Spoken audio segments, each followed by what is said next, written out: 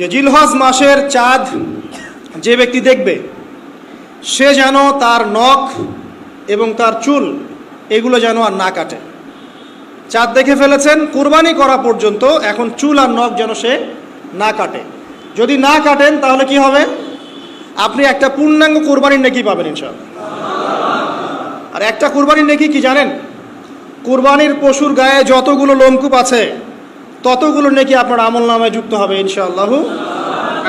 জিলহজ মাসের প্রথম 10 দিন, এই জিলহজ মাসের প্রথম 10 দিন সম্পর্কে আল্লাহ পাক সূরা ফজরের মধ্যে শপথ করেছেন, ওয়াল ফজরি, ফজরের কসম, ওয়া লায়ালিন আশর, এবং এই 10 রাতের কসম। এই 10 রাত বলতে এখানে জিলহজ মাসের এই 10 দিন এবং 10 রাতকে বোঝানো হয়।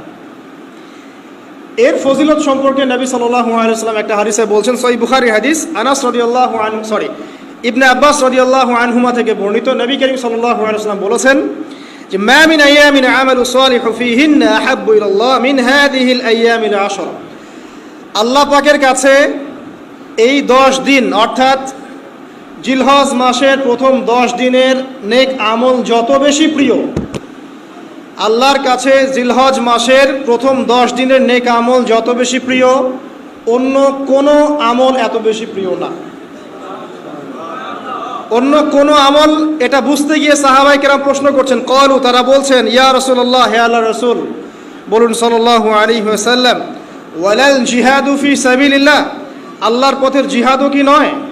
আমরা তো জানি ইসলামের সর্বোচ্চ চূড়া হচ্ছে আল্লাহর পথের জিহাদ। তো নবী সাল্লাল্লাহু আলাইহি ওয়াসাল্লাম বলছেন, ওয়ালাল জিহাদু ফি সাবিলিল্লাহ, আল্লাহর পথের জিহাদও নয়,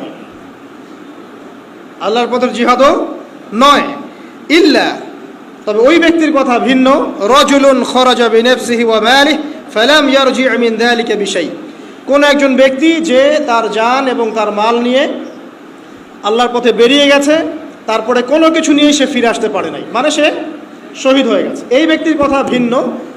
কিন্তু অন্য যে কোনো দিনের আমলের চাইতে এই 10 দিনের নেক আমল আল্লাহর কাছে সবচেয়ে বেশি প্রিয়। তাহলে আমরা বুঝতে পারলাম, আমরা যে 10 দিনে এখন বসবাস করছি, জিলহজ মাসের আজকে কয় তারিখ?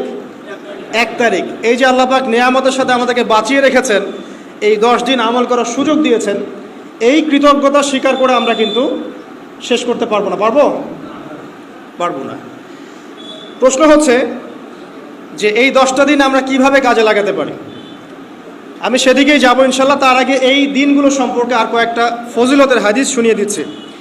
তিরমিজি, ইবনে মাজাহ, মিশকাতের 128 পৃষ্ঠায় একটা হাদিস এসেছে, আবু হুরায়রা রাদিয়াল্লাহু আনহু থেকে বর্ণিত, নবী করিম সাল্লাল্লাহু আলাইহি ওয়াসাল্লাম বলেছেন যে দিনসমূহের মধ্যে এমন কোনো দিন নাই, আল্লাহর দিনগুলোর মধ্যে এমন কোনো দিন নাই যেদিন ইবাদত করা আল্লাহর কাছে জিলহজের 10 দিনের ইবাদতের চেয়ে বেশি প্রিয়। কথা বুঝতে পারছেন? এরপরে নবী সাল্লাল্লাহু আলাইহি ওয়াসাল্লাম বলছেন, ইয়াদুলু সিয়ামু কুল্লি সিয়ামিন মিনহা বিসিয়ামি সানাতিন, এই 10 দিনের একটা সিয়াম বা একটা রোজা 1 বছর রোজা রাখার সমান। এই 10 দিনের একটা রোজা 1 বছর রোজা রাখার সমান। ওয়া কিয়ামু কুল্লি লাইলাতিন ফিহা বিকিয়ামি লাইলাতুল কদর, এবং এই 10 রাতের এক রাতের কিয়াম লাইলাতুল কদরের কিয়ামের সমান।